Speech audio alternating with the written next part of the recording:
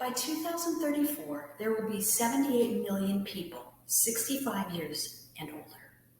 We embark on new territory with projections that we will have fewer people under 18 years of age as compared with an aging population that is greater in number. It is called the graying of America. As a person who has a widowed mother and an aunt in assisted living, I have personally witnessed the needs of those elderly who require various levels of care. In addition, I have experienced firsthand the benefits of relationships with people who are older with more life experience, love, and wisdom to share. Can you think of an elderly person who has played a significant role in your life? It is my belief that we will have an increase of joy and happiness as we reach out to an aging population and support their need for physical, mental, and emotional health and social well-being. Today, I will be addressing the topic of caring for the elderly in our personal spheres, our communities, and our nation, regarding the importance of their physical safety, the importance of their mental and emotional health, and the importance of their social well-being. Let's begin with the importance of physical well-being. The aged are in a high-risk group when it comes to physical safety. They are a vulnerable population with concerns of personal safety at home and in the community. We can assist the elderly that we know in negotiating personal living spaces, moving around objects, furniture, so that they can have a clear path in which to move, placing needed items within easy reach, making sure items that are frequently used are in good working condition. We can assist the elderly with safety in our community, helping to support the building of easily accessible ramps, assisting them with carts and mobility equipment. Those things aren't that easy to drive, and approaching them if they look like they are in need. A few years ago, we approached an elderly gentleman who looked like he needed assistance. It turns out, he said, that he needed a new battery in his car key fob. We volunteered to take that to the nearest dealer who could put quickly a battery in for him. Upon returning, we had indeed found out and confirmed that he was Greg Allman, who used to be a rather famous figure in American music, once married to Cher. He was kind and gracious and invited us to his last concert. It wasn't that long before he passed away. How grateful we were for an opportunity to do a nice deed for him. Indeed, we were blessed. We can promote the physical safety of the elderly at a national level, becoming familiar with existing legislation on behalf of the elderly, including issues with protection and abuse. We can be aware of what is happening during the COVID-19 crisis, understanding the impact of current regulations, and support possible changes when needed. The implementation of personal safety for the elderly requires continual monitoring at many levels.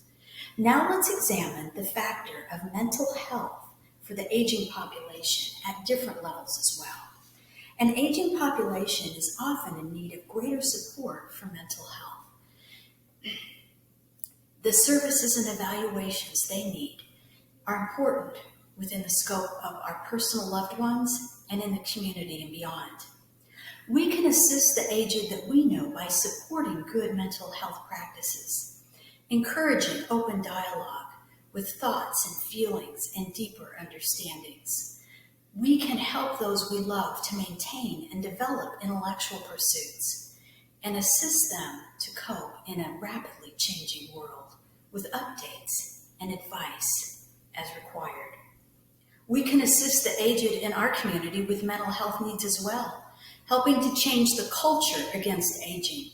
U.S. News and World Report states modern culture in America values the new and in the process pushes the old aside. Modeling respectful behaviors and attitudes towards the elderly is vastly important to our communities. Raising awareness of mental health services in the community is needed as well. 1 in 4 adults, according to U.S. News and World Report, ages 65 or older experiences a mental health problem. People 85 and older have the highest rate of suicide of any age group. Director of the Stein Institute to Research on Aging states, the way we treat and take care of people, especially older people with mental health illnesses, is certainly an embarrassment and a shame to society. Helping to do our part, we can support and assist them when we are able. We can become aware of special assistance programs for the elderly for screenings, donate needed items, and organize enjoyable activities. Supporting activities and fundraisers that benefit the elderly are also critical for our communities. We can assist the aged in providing avenues for good mental health services as a nation, letting seniors know about such great health care networks like Intermountain Healthcare, who provides mental health screenings as part of a routine visit. We can raise our voices to healthcare providers to include mental health services, and in helping others to know that many can actually become happier during and within the aging process. That will take some help on our part as well. The process of assisting with the aged and with mental and emotional health takes personal engagement and awareness. Our contribution to assisting the elderly and keeping socially connected is also important for their and our quality of life. So let's talk about it. An aging population requires social connection and inclusion for social wellness. The aged benefit from cultivating and maintaining social outreach, which in turn shapes the lives of those around them. We can develop strong communications with older family members, establishing frequent and meaningful contacts, creating memorable phone conversations to close the miles, sending or delivering thoughtful reminders and gifts that let those we love know of their importance in our lives. We can establish communication with the elderly in our neighborhoods and communities, smiling and greeting the elderly in our community, visiting the elderly neighbors, and those in facilities such as assisted living facilities where they permanently reside.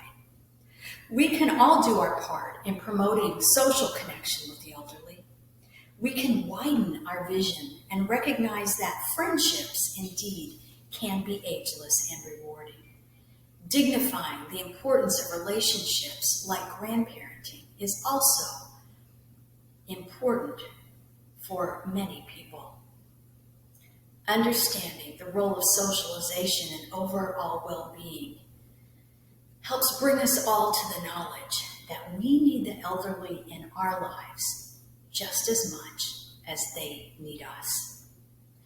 Certainly, we can assist the elderly in developing and maintaining social inclusion on many levels.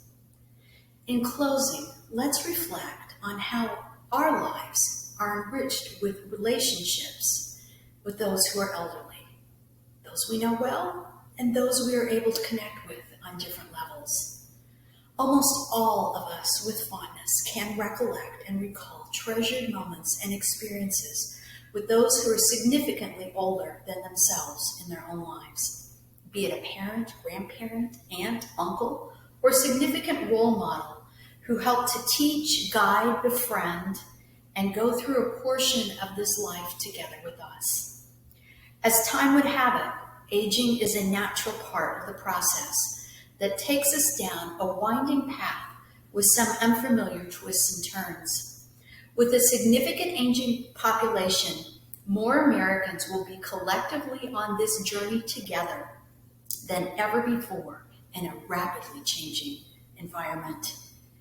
Caring for the elderly around us in our nation as a whole requires intentional time and consideration on our part.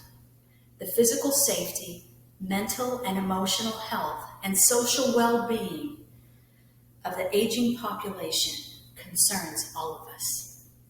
We can enjoy being in the company of those with greater life experience as we learn with compassion the lessons that others share with us. To assist and care for those who have come before us teaches those that follow us by example. Each life that we touch for good reaches back with memories that fill generations with the greatness of humanity.